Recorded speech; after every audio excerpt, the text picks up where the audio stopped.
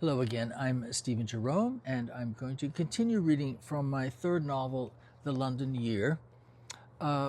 This will be part 69.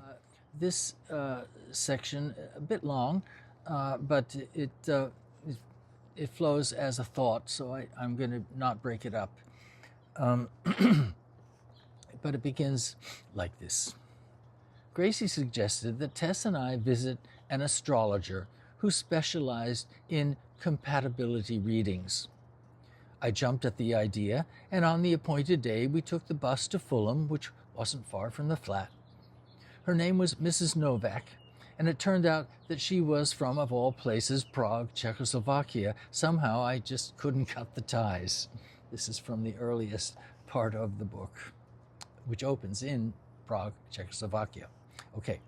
We found her address on a tidy street of row houses, each with its own small, well-tended garden. There were sheer white curtains in a bay window, which extended up to matching windows on the first floor. When Mrs. Novak opened the door, I was struck, first, by how very tall she was. Her no-nonsense hair was straight and black, cut square at the shoulders. Her smile was welcoming, but equally no-nonsense. My first impression was that she looked more like a scientist than a woo-woo astrologer. She led us into the front room, where there was a table in the bay window. 3 chairs and 3 charts were there at ready. Tess had submitted our respective birth dates and times when she had made the appointment, her sign being deep in Aquarius, mine Aries on the cusp of Pisces, the dreamer no doubt. After initial pleasantries, the reading progressed with information I more or less expected. First, a summation of Tess's chart, then my own, which mostly reflected that which we had already gleaned about ourselves. The only surprise was how accurately the stars reflected who we were. As for the future, Tess's stars suggested difficulty in the coming years, friendships rather than relationships, and new roots separate from her place of birth. That would all prove true. Mrs. Novak said if I had kids, it would be a disaster for the kids. Why did I suspect that that might also be true? As for career development, my success, if you will, was scheduled for very much later in life. And that was truly disheartening.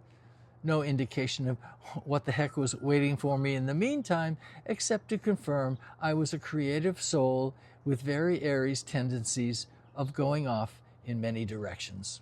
The third chart was akin to 3D chess. There, Mrs. Novak had overlaid our astrological alignments to find interplay between them, our compatibility. But it was at that point a mood shift occurred. It was as subtle as moonlight dimmed by a passing cloud as the 3 of us were quietly enveloped in a kind of psychic bubble.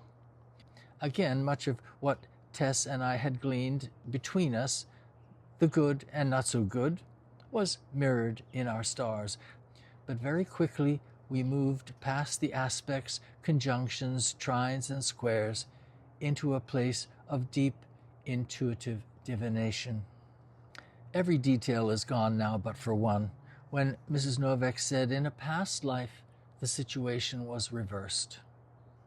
I had no idea what that meant, but it was such an enigmatic phrase, it stayed with me for years. Overall, the reading's bottom line was what Tess and I had always felt, that destiny had indeed brought us together, but it wouldn't be forever. Now, flash forward several decades. Tess and I are no longer together, which was the right and painful thing to do.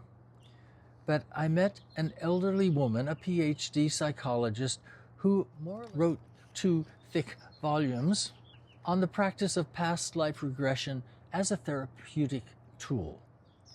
I submitted to numerous sessions, all of them profound in their revelations, drawn from what I can only surmise as my Akashic record, the storehouse of my soul's history, embedded in my subconscious, if not in the quantum realms of my DNA.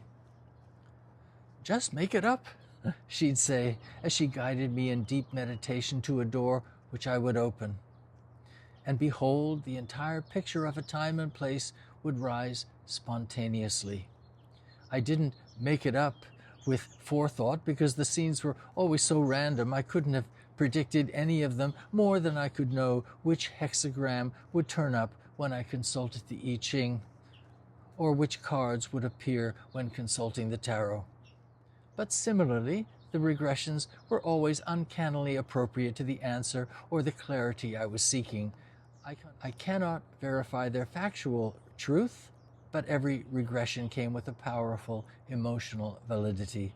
During one, I suddenly burst into tears, re-experiencing the heartbreak I felt during a centuries-old time that connected with quantum immediacy to events and people in this time.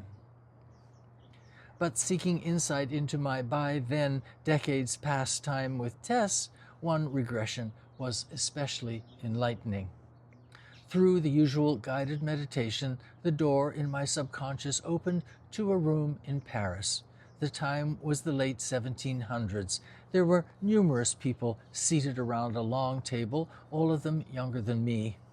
I was a heavy-set woman in my late 40s, beyond desirable marrying age. A beautiful younger sister was there as well, an actress, vivacious, belle of the ball, utterly cavalier about motherhood and her neglected son, a child who was also seated at the table. Picking up my sister's slack, I was now my nephew's primary caretaker. After gentle probing by the therapist, I realized that the vain sister and her neglected son were my mother in this life and my brother Walt. The vision, if that's what you want to call it, gave sense to their story.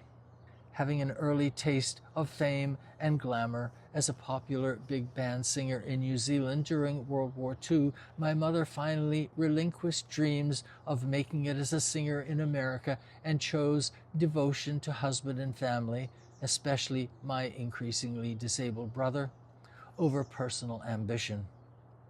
To her great credit, that devotion in this life lasted until the day she died at 95 years old, revealing a kind of amends or balance-making for the former life's self-centered obsessions. As for my 18th century self, at the point the regression started, I, the taken-for-granted spinster, had been left in the lurch after an on-and-off love affair with a handsome man, Tess in this life, who abandoned me and joined the Catholic priesthood. Where else would an ambitious homosexual man of that time go? In a past life, the situation was reversed. I finally understood. Thank you for watching. I'll continue tomorrow.